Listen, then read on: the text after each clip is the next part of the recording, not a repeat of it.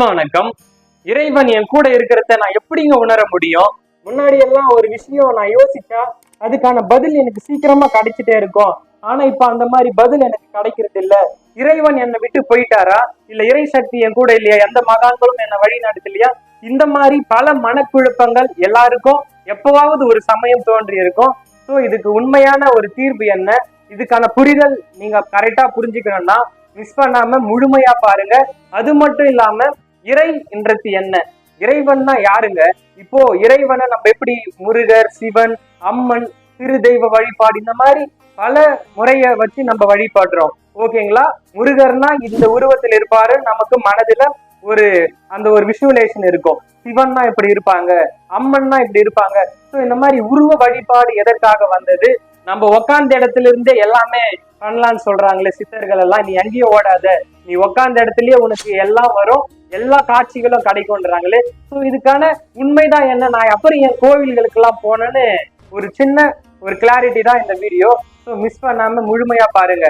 முதல்ல இந்த உருவ வழிபாடை பத்தி சொல்றேன்.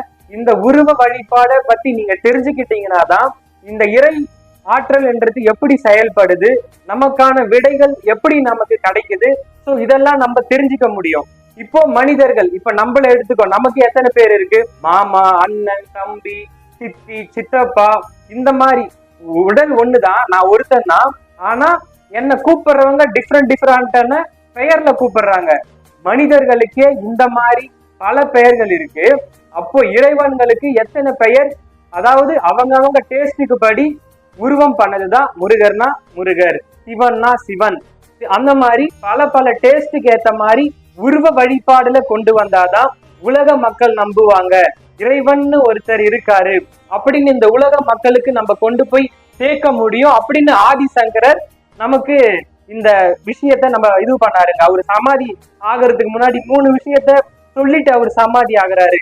உருவம் இல்லாத உனக்கு உருவத்தை கொடுத்துட்டேன், எங்கும் நிறைந்த உன்னை, அதாவது ஒரு கோவிலுக்குள்ள அடைச்சிட்டேன், வார்த்தைகளால சொல்ல முடியாத உன்னை மந்திரத்தால உச்சரிச்சு நீ இதுக்குள்ள அடங்கிட்ட, இந்த மந்திர உச்சாடம் பண்ணலாம், பூஜைகள் செய்யலாம், இந்த மாதிரி 3 விஷயங்கள் நான் தெரிஞ்சு அவர் பண்ணிட்டேன்னு சொல்லி சமாதி அடைகிறாருங்க. ஸோ நம்ம என்ன புரிஞ்சுக்கணும்னா,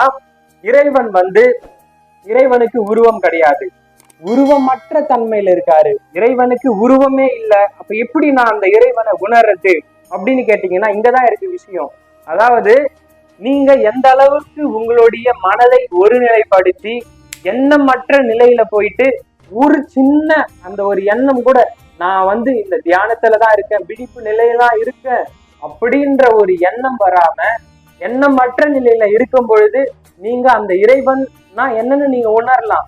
அந்த இறைவனும் நீங்களும் ஒன்றா கலக்குறீங்க. ஸோ அப்ப புரியும் உங்களுக்கு, இறைவன்ன்றது ஏதுமற்ற தன்மை ஒண்ணு இருக்கு. ஏதுமற்ற தன்மையில இறைவன் இருக்காரு. அந்த இறைவன் எங்கும் நிறைந்தவர், தூணிலும் இருக்கார், துரும்பிலும் இருக்கார்.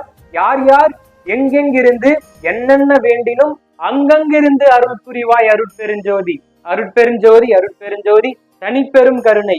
சோ இறைவன் என்றது எல்லா இடத்திலும் இருக்காருங்க. இதை நம்ம ஃபர்ஸ்ட் கிளியரா வந்துடணும். இறைவனுக்கு உருவம் கிடையாது, இதெல்லாம் 100% உண்மை. நீங்க இறைவனுக்கு உருவம் கிடையாது அப்படின்றதுல ஒரு விஷயத்துல ஸ்ட்ராங்கா இருக்கணும். இறைவன்னா இப்போ பல பேர் உருவம் இல்லைன்னு சொல்ற, பல பேர் காட்சி கொடுத்தாங்க, எனக்கு முருகப்பெருமான் காட்சி கொடுத்தாரு, சிவபெருமான் காட்சி கொடுத்தாரு அப்படிலாம் சொல்றேன். அப்பெல்லாம் அது எப்படி அப்படின்னு கேட்டீங்கன்னா, இங்கதான் நீங்க ஒரு விஷயத்த புரிஞ்சுக்கணும். நம்ம ஆல்ரெடி நான் சொன்னேன், நம்மளுடைய மனம் முருகப்பெருமான்னா இப்படி இருப்பாரு, சிவபெருமான்னா இப்படி இருப்பாங்க, அம்மன்னா இப்படி இருப்பாங்கன்னு நம்ம மனம் தான் அந்த ஒரு கற்பனை பண்ணி வச்சிருக்கு. சோ இந்த மனம் தான் அது முருகன், சிவன் அப்படின்னு உங்களுக்கு உணர்த்ததே தவிர, இந்த பிரபஞ்சம் நீங்க என்ன நினைக்கிறீங்களோ அதுக்கேற்றபடி நான் காட்சி கொடுத்தது, உபதேசம் பண்ணதெல்லாம் பொய்ன்னு சொல்ல. ஆனா இந்த பரபிரம்மம் என்றது உங்களுடைய மன கற்பனை என்னவா இருக்கோ அந்த உருவம். இப்போ முருகன்னா இப்படி இருப்பாருன்னா அந்த பரபிரம்மம் எடுத்து அதுக்கேற்ற மாதிரி செயல்பட்டு ஒரு சில உபதேசங்கள் நமக்கு தானா அந்த மனதுல உதிச்சு கொண்டே இருக்கும். டெலிபதின்னு சொல்லுவாங்க. சோ இறைவன் பேசுறதையும் இறைவன் எனக்குள்ள இருந்து வழி நடத்துறதையும் நான் எப்படிங்க உணர முடியும் அப்படின்னு கேட்டீங்கன்னா, இங்கதான் முக்கியமான விஷயம் நீங்க பண்ண ஆரம்பிக்கணுங்க. அது இன்னையில இருந்து நீங்க பண்ண ஆரம்பிக்கணும். என்னன்னா, முடிஞ்ச அளவுக்கு இறை சிந்தனையில இருங்க. இறைவனை பாடுங்க, இறைவனோட நாமத்தை உச்சரிங்க. அது எந்த மாதிரி ஒரு மந்திரத்தை வேணாலும் மனசுக்குள்ள அதை சொல்லிக்கிட்டே இருங்க, இடைவிடாது சொல்லிக்கிட்டே இருங்க. இறை சிந்தனையில இருங்க. இப்படி இருக்க இருக்க மனம் ஒருநிலைப்படுது. மனம் ஒருநிலைப்படப்பட நமக்கான ஆற்றல், அந்த இறை ஆற்றல் என்றது அபரிவிதமா நமக்குள்ள வருது. அது மட்டும் இல்லாம பல விஷயங்கள் ரொம்ப நாளா உங்களுக்கு இந்த மாதிரி ஒரு 1 month ஃபர்ஸ்ட் பிராக்டிஸ் பண்ணுங்க. இறை சிந்தனையில இருக்கிறதும், இறைவனை பாடுறதும், கோவில்களுக்கு போறதும், தியானம் பண்றதும், இந்த மாதிரி பல இந்த இறை ஒரு மாசம் வந்தீங்கனாலே அதுக்கான ஆற்றல் உங்களால உணர முடியும். ரொம்ப ரொம்ப எளிமையான வழிங்க. நான் உணர்ந்த விஷயம் தான். அதாவது எனக்கு ஒரு விஷயம் தெரியலன்னா ஜஸ்ட் நான் கொஞ்ச நேரம் ஒரு 2 நிமிஷம் இறைவன் முன்னாடி போய் கண்மூடி உக்காருவேன். அதுக்கான பதில் எனக்கு கிடைச்சிடும். அது எப்படி கிடைக்குது, யார் எனக்குள்ள இருந்து சொல்றாங்க அப்படிலாம் எனக்கு தெரியாது. ஆனா எனக்கான ஒரு புரிதல் இல்ல, இதுக்கு பதில் எனக்கு தெரியல. அந்த மாதிரி இருக்கிற டைமத்துல நான் என்ன பண்ணுவேன்னா, இறைவன் முன்னாடி போயிட்டு ஒரு 2 நிமிஷம் கண்மூடி உக்காந்துன்னா அதுக்கான பதில் எனக்கு கிடைச்சிடும். ஸோ இதையே தான் நான் பண்ண முறையை தான் நான் உங்களை பண்ண சொல்றேன்.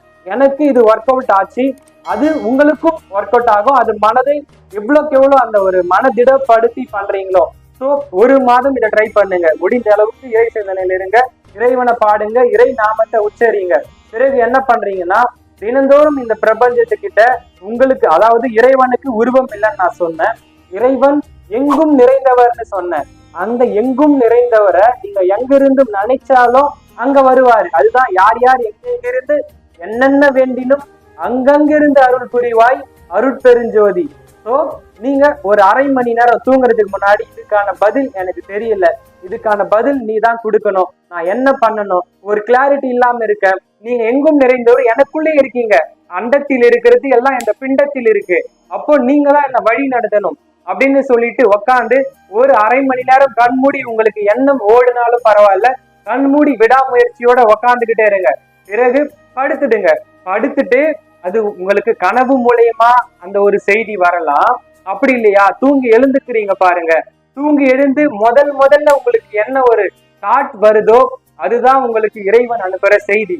அதுக்கப்புறம் வர தாட் எல்லாம் அது நீங்க மனதால நீங்க பார்க்கக்கூடிய விஷயங்கள், இல்ல பாஸ்ட்ல நடந்த விஷயம், ஃபியூச்சர்ல நடக்கிறத நீங்க நினைக்கிற விஷயம். ஸோ இதெல்லாம் அடுத்தடுத்து வர எண்ணங்கள். முதல்ல என்னென்ன தாட் வருதோ, தூங்கி எழுந்து என்ன ஒரு தாட் ஃபர்ஸ்ட் நம்மளுக்கு தாட் வருதோ அது ஒரு நோட்ல எழுதிடுங்க.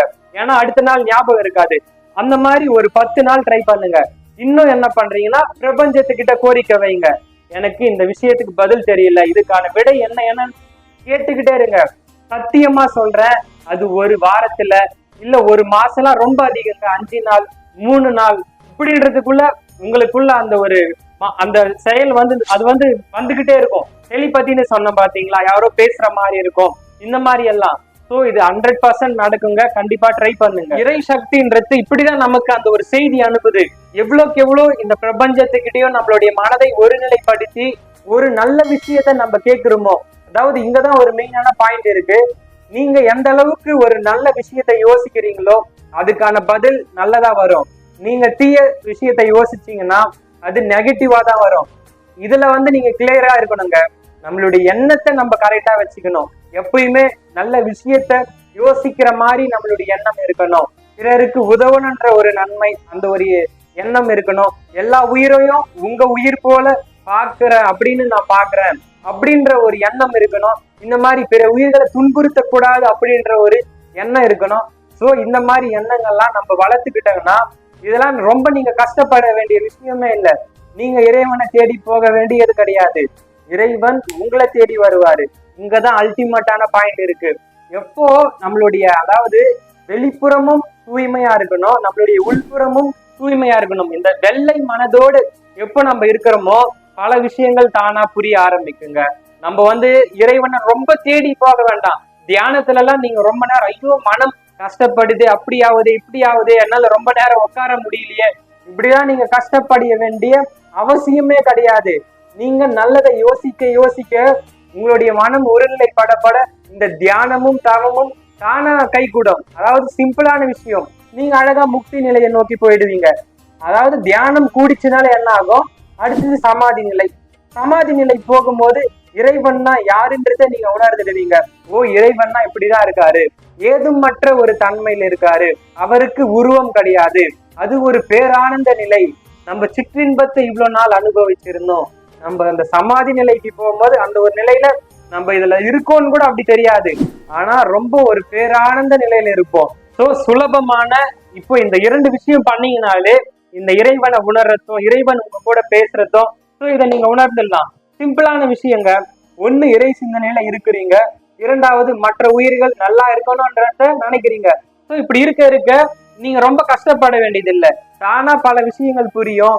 நீங்க அடுத்தவங்கள ஒரு விஷயம் சொன்னாலும் வாழ்த்தினாலும் அது சாபம் இட்டாலும் 100% பலிக்கும். அதாவது முடிஞ்ச அளவுக்கு உங்க வாயிலிருந்து பிற அந்த தீய சொற்கள் எல்லாம் எதுவும் வரப்போறது இல்லை, அடுத்தவங்க நல்லா இருக்கணும்னு நினைப்பீங்க. ஸோ இப்படி இருக்க நீங்க மனம் மகிழ்ந்து ஒருத்தவங்களை வாழ்த்துனீங்கன்னா அவங்க கண்டிப்பா நல்லா இருப்பாங்க. இந்த மாதிரி விஷயங்கள்லாம் இறை உங்களுக்கு கூட இருந்து செயல்பட்டுட்டு இருக்கு.